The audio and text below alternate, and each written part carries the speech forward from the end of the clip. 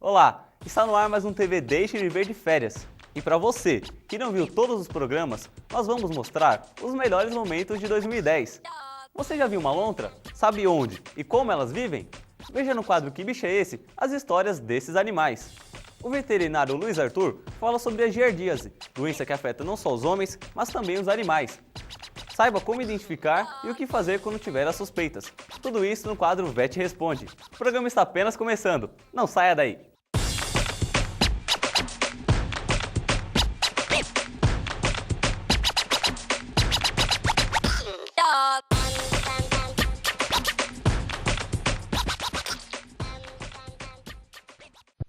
Eu já vaguei pelo desconhecido, peguei atalhos errados, implicava com a minha irmã só porque ela era linda. Sentei na última carteira para a professora me esquecer, me encolhi feito caracol porque tinha espinhas na cara.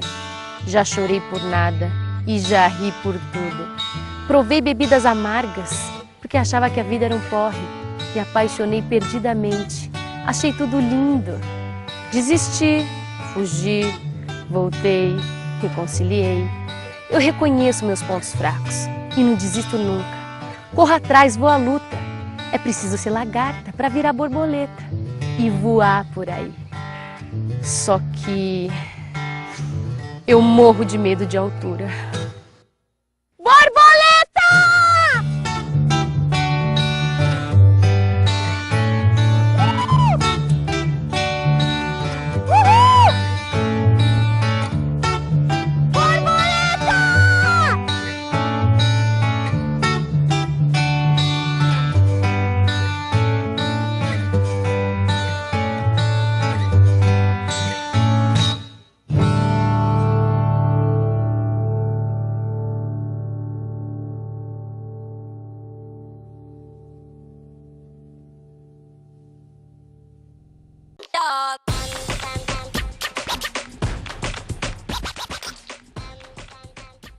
Você sabe o que é uma lontra? Sabe como e onde ela vive? Saiba agora no quadro Que Bicho é Esse?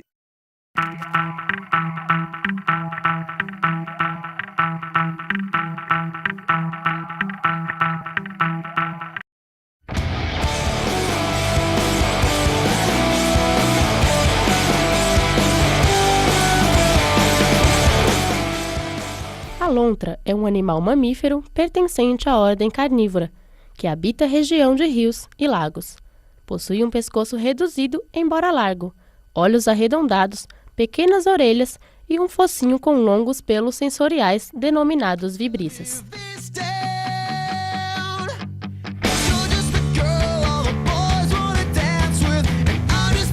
É um animal de hábitos noturnos e sua alimentação consiste na ingestão de peixes, crustáceos, anfíbios, répteis e ocasionalmente de aves. Quando nada, a posição elevada das narinas e dos olhos permite-a manter-se à superfície sem ser notada. Quando mergulha, os ouvidos e as fossas nasais são fechados imediatamente, ajustando a curvatura do cristalino, o que lhe permite a visualização de imagens focadas dentro e fora da água. Vive na margem dos rios, onde a vegetação lhe permita construir abrigos. Muitas vezes, aproveita-se de tocas abandonadas por outros animais ou refugia-se em troncos velhos nas raízes das grandes árvores.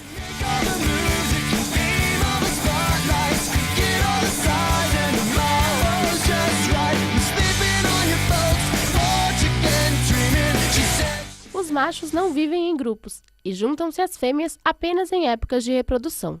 As fêmeas, por sua vez, são capazes de reproduzir em qualquer época do ano, sobretudo na primavera e no final do inverno. A gestação dura cerca de 9 semanas e nascem de 2 a 3 crias, que permanecem com a mãe até a idade de 1 ano. Os machos possuem ainda o hábito de marcar o território com urina através de glândulas secretoras. Atingem a maturidade sexual aos 2 anos de idade e podem chegar a viver cerca de 25 anos.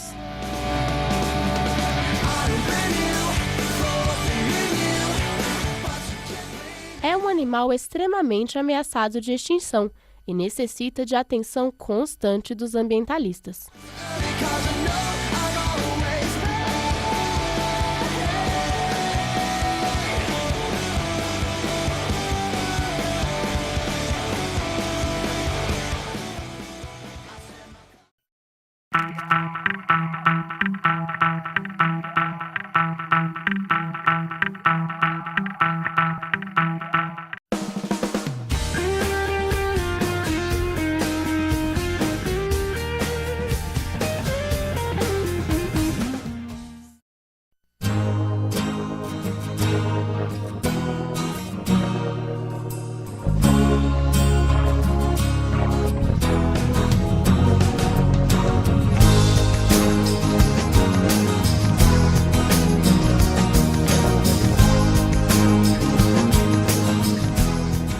Muitas são as histórias de amor para com os animais que merecem ser contadas. Esse é o caso de Carolina Kratz, que demonstra um amor verdadeiro por seus animais de estimação.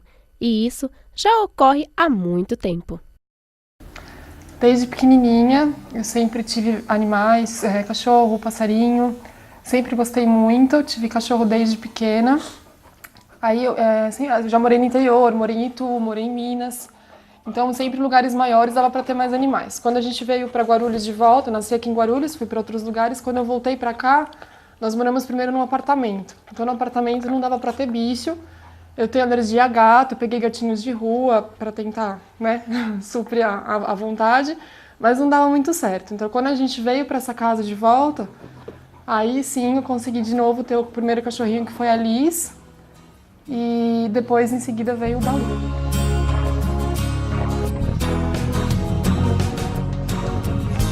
Carol conta como seus 2 cães chegaram até você e fala um pouco de sua rotina diária, pois ela afirma que os cuidados com os bichinhos de estimação são prioridade em sua vida. A Liz foi nessa necessidade de a gente fazia tempo que estava sem algum cachorrinho, então a gente queria porque queria de novo um bichinho. Aí nós fomos atrás, procuramos canis para ver que cachorro que a gente ia comprar. Aí eu e minha irmã, a gente estava encantada com o Cocker. Procuramos um canil ali na Mãe dos Homens e foi quando a mãe da Liz tinha dado cria e a gente achou ela nesse canil. Trouxemos ela para casa. Quando ela tinha 4 anos, eu estava cursando veterinária, porque a minha paixão era muito grande. E aí uma amiga minha de faculdade tinha um macho. Fazia tempo que a gente já queria cruzar, ela não tinha tido coragem ainda. Então nós cruzamos o cachorrinho da minha amiga com a Liz quando ela tinha 4 anos e depois nasceu o Balu. Ela deu 5 filhotes, uma fêmea e 4 machos. E eu fiquei só com ele, só com o mais gordo. Parecia um ursinho. Eles comem 3 vezes por dia, dividida assim a porção que para o tamanho, para a raça, para o peso deles, a gente divide em 3 vezes por dia. Então de manhã eles adoram fruta. Então de manhã é sempre uma fruta, principalmente banana. Às vezes com algum bifinho, alguma coisa, mas geralmente de manhã é sempre uma fruta. A paixão deles é fruta. Aí na hora do almoço é meia porção da quantidade da ração que eles comem e à noite a outra meia porção. Então a porção da ração para a dieta deles diária a gente divide em 2, que é almoço e janta. Então mais ou menos lá pela 1 hora é almoço, mais ou menos 9h30 da noite é a janta. Além de possuir seus 2 bichinhos de estimação em sua casa, Carol ainda ajuda cães de rua da maneira que pode. Seu amor pelos animais é puro e verdadeiro. Afinal, o que seria desses bichinhos se não fossem o amor e a dedicação de pessoas tão especiais? Então, porque desde pequenininha eu tenho essa mania. Eu e minha irmã, a gente sempre pegava cachorro, gatinho, quando via cachorro ou gato na rua, levava para dentro de casa, minha mãe ficava doida e a gente queria sempre cuidar. No meu trabalho, sempre aparece, eu trabalho num lugar aberto, numa área pública grande, e sempre aparece vários animais. E o pessoal sabe que a gente gosta, até na maldade, às vezes acaba deixando lá porque sabe que alguém vai pegar. Então a gente não tem coragem de abandonar. Então eu e um grupo de amigos do trabalho apareceu há quase 4 anos atrás, 3 anos e pouco atrás, um cachorrinho de rua, o Estopa. Ele veio todo cheio de nó e embaraço, ele parecia mesmo uma estopa toda bagunçada. E ele apareceu e todo mundo ficou encantado, é um cachorro especial. E nós começamos a cuidar. Depois de um tempo lá, apareceu a Duda. A Duda já era uma cachorra mais velha, que a gente ficou sabendo que a história dela, ela tinha uma pata com os dedos cortados. E a gente ficou sabendo que cortaram os dedos de uma das patinhas dela da frente. Ela já era bem mais velhinha. Nós pegamos também, começamos a cuidar da Duda. Aí ela acabou cruzando com o Estopa no trabalho e deu 3 filhotes. Ela já era os 2 são grandes, mas como ela já era mais velhinha, acabou dando só 3 filhotes. Cuidamos dos 3 filhotes também. Depois arrumamos dono para os 3 filhotes, graças a Deus. E ficamos com os 2.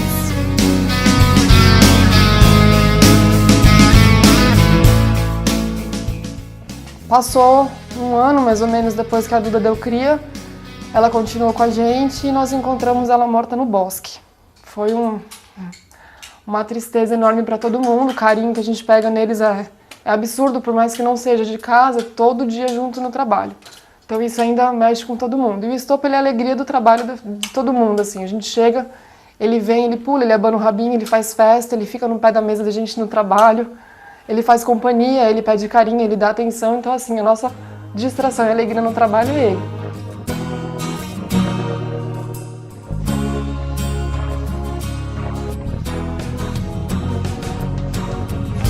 Carol se emociona em falar de seus bichinhos, e para ela, eles são muito mais do que animais de estimação.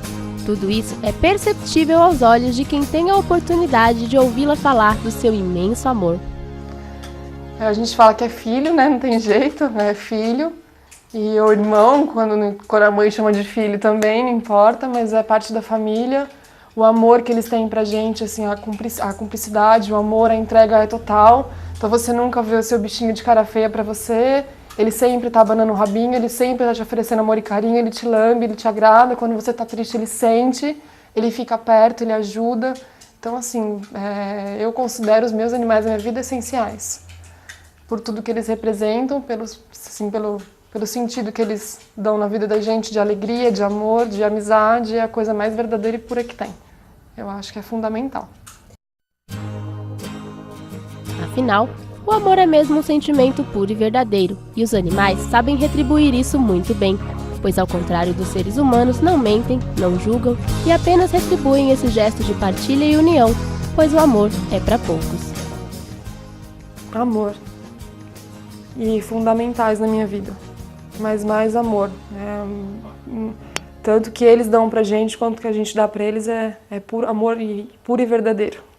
No próximo bloco, veja como foi a nossa visita ao Instituto Butantan. O programa volta já.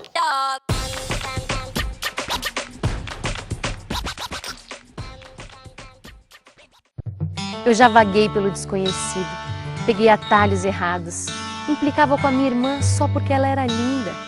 Sentei na última carteira para a professora me esquecer. Me encolhi feito caracol porque tinha espinhas na cara. Já chorei por nada e já ri por tudo. Provei bebidas amargas porque achava que a vida era um porre. Me apaixonei perdidamente. Achei tudo lindo. Desisti, fugi, voltei, reconciliei. Eu reconheço meus pontos fracos e não desisto nunca. Corro atrás, vou à luta. É preciso ser lagarta para virar borboleta e voar por aí. Só que eu morro de medo de altura. Borboleta!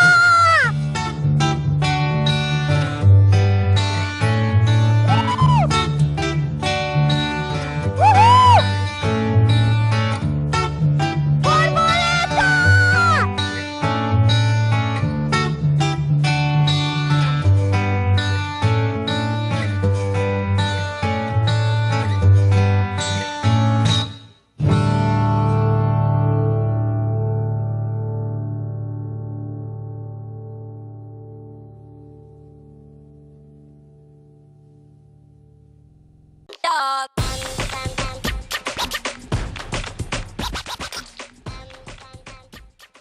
Relembre agora como foi a nossa visita ao Instituto Butantan. Está no ar Fuçando o Mundo.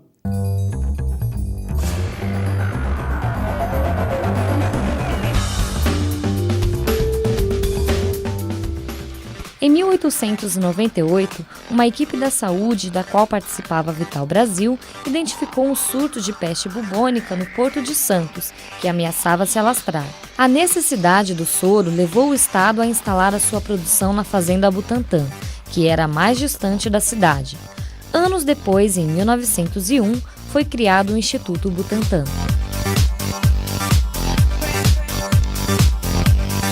O Museu do Butantã, conhecido como Museu Biológico, ele tem aproximadamente a idade do Instituto. O Butantã faz hoje 109 anos e o Museu Biológico foi organizado em 1912.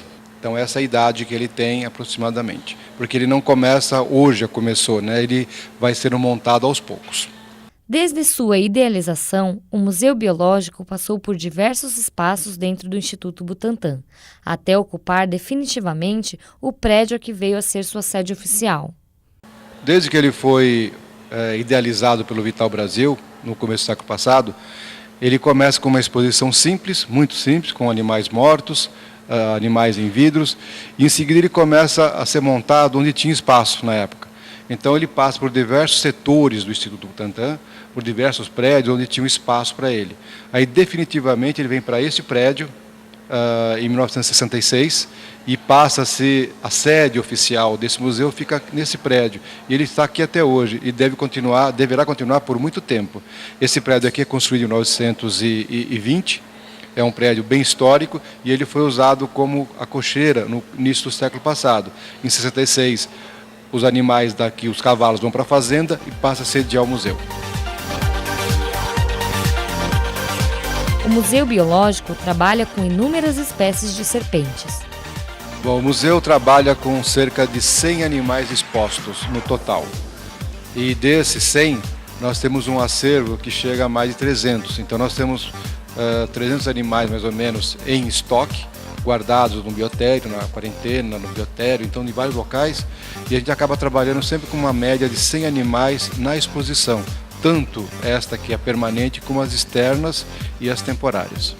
De acordo com o diretor do Museu Biológico, a espécie mais curiosa em exposição é a sucuri, que ganhou fama no mundo pelo seu tamanho e por ser protagonista de diversas lendas urbanas. A coral venenosa, por sua vez, é considerada a mais rara do museu, pois é uma espécie difícil de ser capturada. Entre os visitantes do Instituto Butantã, há estudantes, turistas e famílias. Manter o Museu Biológico significa ter um espaço que une pesquisa e cultura, além de atrair milhares de visitantes anualmente. Bom, o intuito de manter o Museu Biológico está na história do Instituto. Atualmente o Instituto ele é um órgão da Secretaria da Saúde Pública de São Paulo. Ele foi criado com o intuito de produzir soros antivenenosos e posteriormente vacinas. Ao mesmo tempo, ele trabalha com pesquisa de venenos e dos animais. E tem a parte de produção. E nós temos o terceiro braço, ou terceiro pé do tripé, que é a parte de difusão cultural. Então nós agregamos todas as informações de cunho biológico e fazemos a divulgação da informação. Era o que Vital Brasil idealizava no passado. Ele percebe que, desde o início, não bastava somente o soro para combater o ofidismo, que era acidente com cobras, mas também com educação. E a educação ambiental que ele fez no passado, com outro nome, permanece até hoje, e por isso que esse museu ele é muito visitado, com cerca de 200 mil pessoas por ano. O Instituto Butantã está localizado na Avenida Vital Brasil, 1500, no bairro do Butantã. Para mais informações, ligue 3726-7007.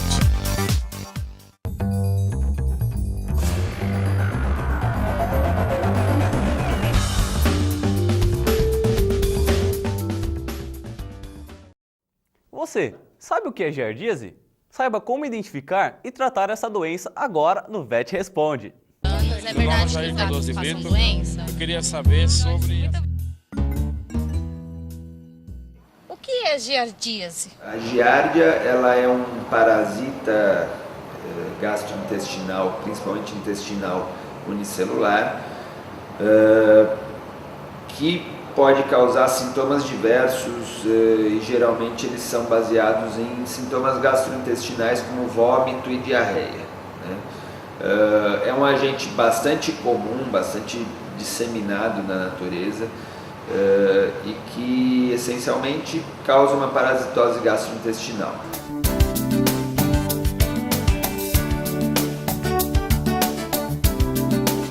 Muitas vezes sintomas são sintomas inespecíficos, o indivíduo tem uma certa intolerância alimentar, tem uma certa inapetência, nem sempre esses sintomas são plenos e são manifestados com vômito e diarreia, mas de modo geral são esses os sintomas.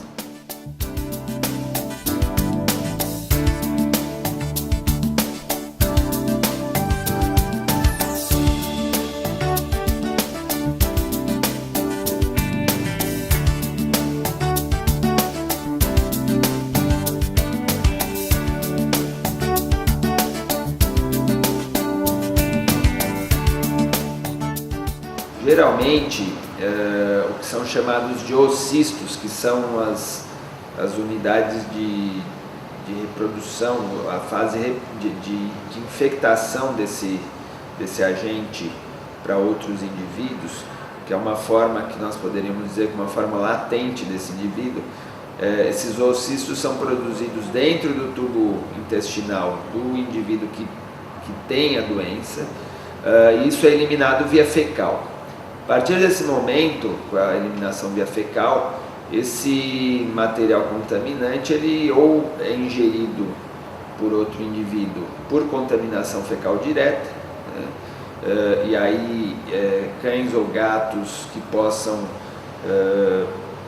frequentar áreas de praça, jardim, que possam comer grama ou mexer na terra, que são produtos que podem ser contaminantes, vão adquirir esse material, ou por contaminação da água de beber. Como acontece o contágio dessa doença? Então, essencialmente, a via de contaminação é a ingestão de material fecal, seja material diretamente ingerido, no caso de animais, ou por contaminação da água, no caso dos seres humanos. Um detalhe é que a giardíase é muito frequente em canis, em criações com grande concentração de animais. Normalmente o que se vê é que um animal entra nessa criação contaminado e perpetua um ciclo de contaminação dentro de um canil com grande quantidade de animais por contaminação ambiental.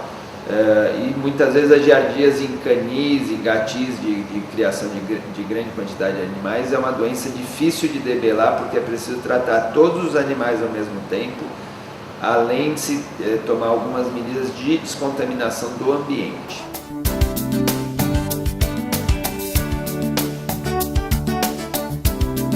Com relação à prevenção da giardíase, essencialmente ela se pauta em evitar qualquer risco de contaminação por material fecal. Portanto, seja para o ser humano, seja para os animais, a água de beber que seja uma água sabidamente potável e tratada, sem reutilização dessa água. No caso de bebedouros de animais, com troca constante dessa água e higienização do recipiente em que ele vai beber água, a higienização constante do ambiente para remoção de material fecal, além do uso regular, no caso de animais, de antiparasitários que são usados por via oral, né, e que vão terminar com a infecção que eventualmente ocorra. É verdade que os gatos passam doença? Eu queria saber sobre... O programa de hoje fica por aqui. Lembrando, se você tiver um bichinho de estimação e quiser contar a sua história aqui no programa, é só ligar para o número 2464-1796 ou mande e-mail pra gente, tv@ung.br. Vejo vocês no próximo programa com muito mais TV Deixe Viver. Tchau!